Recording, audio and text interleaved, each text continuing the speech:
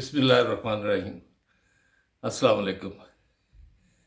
ایک دن کی تاخیر سے آپ کی خدمت میں حاضر ہوں، عالم پرواز کے ساتھ سمعی و بصری کالم۔ آج ہم بات کریں گے پیمرا، بندر اور عدالت کی۔ جی، پیمرا، بندر اور عدالت۔ پیمرا کا ذکر کیوں سامنے آیا؟ پیمرا کا ذکر اس لیے سامنے آیا کہ پیمرا ایک ریگولیٹر ہے۔ جیسے پولیس ہوتی ہے، کوئی جرم ہو جائے تو وہ کارروائی کرتی ہے اور پھر اس کے بعد کوئی مجرم ثابت ہو جائے تو اس کو سزا دیتی ہے۔ پیمرا کا کام بھی یہی ہے۔ پیمرا بنیادی طور پر ریگولیٹر ہے جو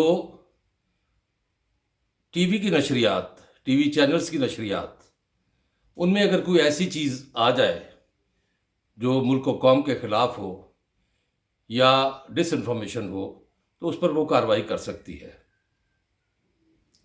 اب ہو کیا رہا ہے؟ ہو یہ رہا ہے کہ پیمرا کو ایڈیٹر کا رول دے دیا گیا ہے، یعنی کہ جو چیز بھی نشر ہوگی وہ پیمرا کے تھرو نشر ہوگی۔ یہ ایک پیمرا ایکٹ میں ترمیم کی جا رہی ہے۔ اس کے بارے میں صرف اتنا کہوں گا کہ یہ ایسا ہی ہے کہ جیسے پولیس جس کا کام جرم سرزد ہونے کے بعد انصاف دلانے کے لیے کارروائی کرنا، تفتیش کرنا ہوتا ہے، پولیس جو ہے وہ مجرموں کو کہے، ملزموں کو یا مجرموں کو، کہ پہلے میرے پاس آؤ، میرے پاس آ کے مجھے بتاؤ تم کیا کرنے لگے ہو، تو میں تمہیں بتاؤں کہ یہ کرنا یا نہیں کرنا۔ کیا یہ ممکن ہے؟ یقیناً یہ ممکن نہیں ہے۔ پاکستان کا آئین آرٹیکل 19 اس چیز کی اجازت دیتا ہے کہ اظہار رائے مکمل آزادانہ طریقے سے کیا جائے، لیکن اظہار رائے کا مطلب یہ نہیں ہے کہ آپ کسی پر گند یا کیچڑ اچھالیں اور جھوٹ بہتان تراشیں اور وہ اظہار رائے کی آزادی جو ہے وہ مادر پدر آزادی بن جائے۔ ایسا قطعاً نہیں ہے، آئین اس چیز کی اجازت نہیں دیتا۔ ہر شخص کی عزت اور انا کا وہ اس کی حفاظت کرتا ہے۔ اب اگر کوئی شخص ناجائز ایسی معلومات جن کی کوئی بنیاد نہیں، جو جھوٹ پر یا ڈس انفارمیشن پر مبنی ہے، اگر وہ آن ایئر کرے گا تو وہ پکڑا جائے گا۔ آسان سی بات ہے۔ جب وہ پکڑا جائے گا تو اس کو سزا بھی ہوگی۔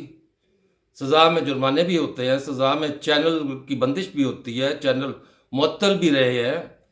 یہ کوئی نئی بات نہیں ہے۔ لیکن یہ کیسے ہو سکتا ہے کہ جو چینل اپنی نشریات پہلے ان کے گوش گزار کرے، جب وہ کہے کہ جی ہاں یہ کوئی سینسر کا کام نہیں ہے، پیمرا کا، پیمرا سینسر اتھارٹی نہیں ہے، یہ صحافی جو ہے اس کو سیلف سینسر کی ایک ذمہ داری ہوتی ہے۔ وہ خود احتسابی کرتا ہے، وہ اپنے کام جو ہیں اس کو دیکھ کے اس کے مطابق وہ چلتا ہے۔ اس کو پتہ ہے کہ اگر کوئی غلط کام کرے گا، اگر اس کے چینل کو کوئی نقصان ہوگا تو مالک اسے دوسرے دن ہی وہاں سے نکال دے گا۔ اس لیے وہ کوئی ایسی چیز نہیں کرتا جس میں اس کو کوئی بعد میں شرمندگی اٹھانا پڑے اور نقصان اٹھانا پڑے۔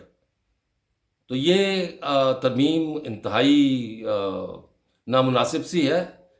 حکومت کو چاہیے کہ اس سے اعتراض کرے اور اس ترمیم کے لیے کم از کم اس اتحادی حکومت کو، جس کے 21 دن رہ گئے ہیں اور 21 دنوں میں یہ کیا چوزا نکلے گا۔ ابھی تو انہوں نے انتخابی اصلاحات کرنی ہے جس کے لیے بڑا وقت درکار ہے، اور انتخابی اصلاحات جو ہے وہ صرف کم از کم ایک یہ کر دیں کہ ایک امیدوار ایک حلقہ، ایک امیدوار ایک حلقہ، ایک امیدوار ایک حلقے سے الیکشن لڑے.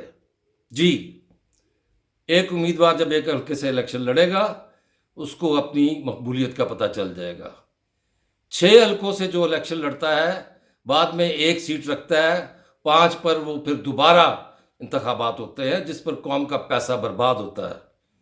اس چیز کا اعتماد اگر کوئی سمجھ سکتا ہے اس چیز کو، حکومت میں بیٹھے ہوئے بڑے بڑے جگادری اور الیکشن کمیشن بھی کم از کم اس چیز کی پر متفق ہو جائے کہ ایک حلقہ ایک امیدوار.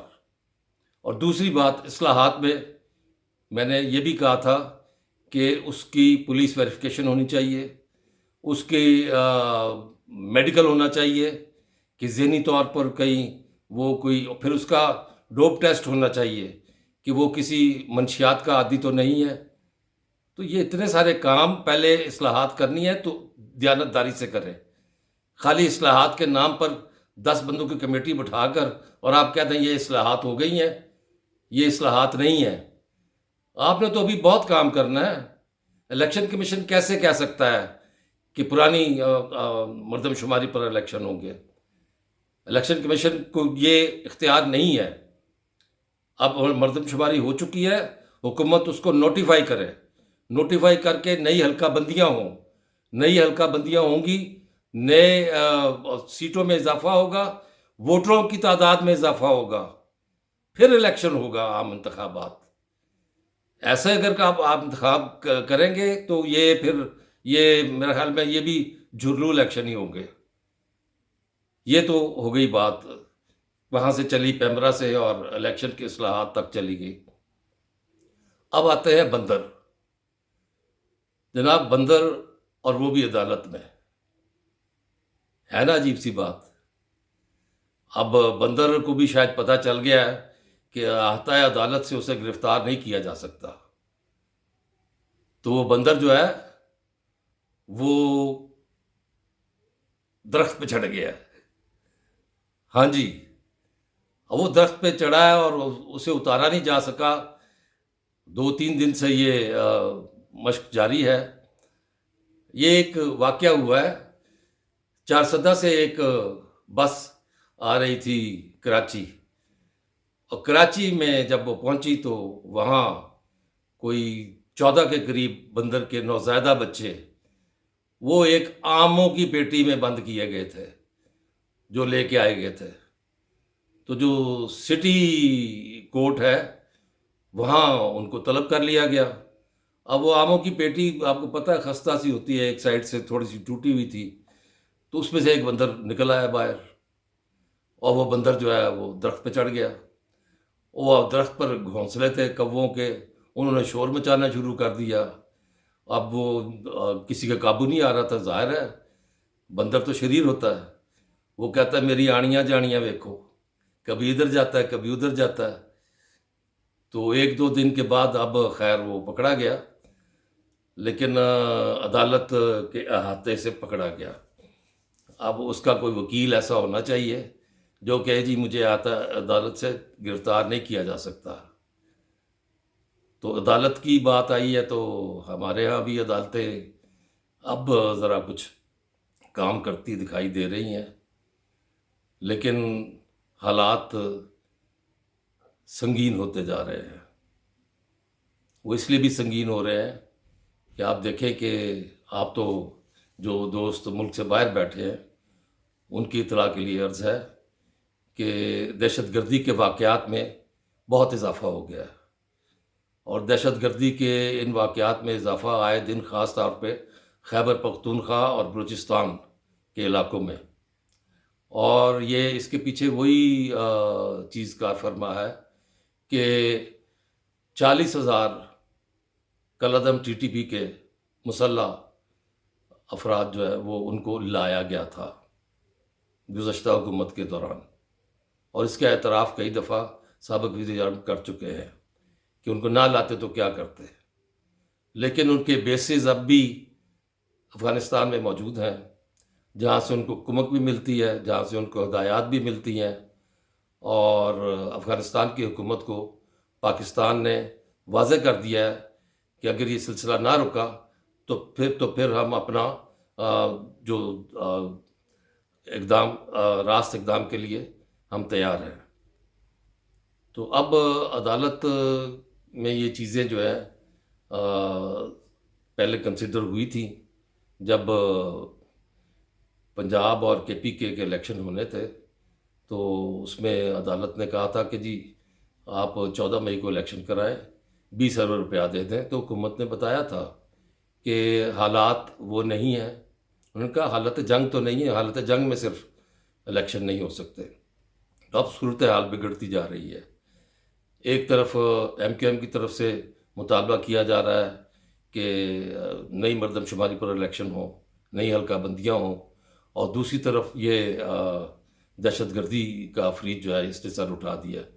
تو اب یہ واضح ہوتا نظر آ رہا ہے کہ نگران حکومت بھی، اگر یہ جیسا کہ میں نے کہا تھا کہ 8 اگست کو ختم ہوگی اور بعد میں اس کی تصدیق ہو گئی، تو 8 اگست کو یہ حکومت ختم ہوتی ہے تو پھر 90 دن کا وہ عرصہ ہوگا ان کے پاس الیکشن کرانے کے لیے، نگران حکومت کے پاس۔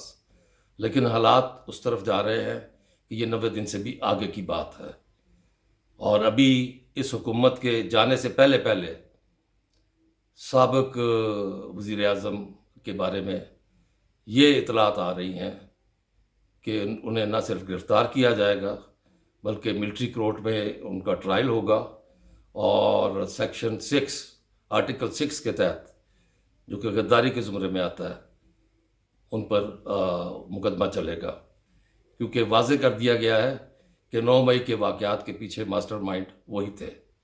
اب اللہ بہتر جانتا ہے کہ صورتحال کیا ہوتی ہے، لیکن ملک کی بہتری ہونی چاہیے جو بھی ہو۔ میں بنیادی طور پر اس چیز کے حق میں ہوں کہ کسی پارٹی پر پابندی نہیں لگنی چاہیے، سب پارٹیوں کو اپنے الیکشن میں حصہ لینے کی اجازت ہونی چاہیے۔ ہاں، وہ لوگ جنہوں نے کوئی جرائم کیے ہیں، یقیناً پولیس ویریفیکیشن ہونی چاہیے ان کی کہ وہ کسی صورت بھی الیکشن نہ لڑیں، اس میں جو بھی کوئی آ جائے، کسی بھی پارٹی کا سے اس کا تعلق ہو، تو الیکشن جو ہے وہ فری اینڈ فیئر تب ہی ہو سکتے ہیں کہ جب تمام جماعتوں کو آپ ایک جیسا موقع فراہم کریں۔ تو اس سلسلے میں کسی پارٹی پر کوئی پابندی نہیں ہونی چاہیے۔ میں اس کے ساتھ ہی آپ سے اجازت چاہوں گا اور گزارش کروں گا کہ اگر آپ نے سبسکرائب نہیں کیا تو اب کر دیجئے۔ آپ ویلاگ دیکھتے ہیں، یہ سمیع بصری کالم دیکھتے ہیں، مجھے اپنی رائے بھی بھیجتے ہیں، لیکن یوٹیوب والے کہتے ہیں کہ وہ دیکھتے تو ضرور ہیں لیکن وہ سبسکرائب نہیں کرتے۔ تو جو نہیں کر سکے وہ آپ کر دیں، اور وہ اس کے بعد آپ سے یہ گزارش ہے کہ آپ گھنٹی بجائیے گا تاکہ آپ کو میرے جو یہ ویلاگ یا سمیع بصری کالم ہے یہ باقاعدگی سے ملتے رہے۔ اور اس کے علاوہ ممکن ہو اگر آپ بہتر سمجھیں تو اسے دوستوں کو ضرور شیئر کیجئے، لیکن اپنی رائے ضرور دیجیے گا۔ بہت شکریہ، اللہ نگہبان۔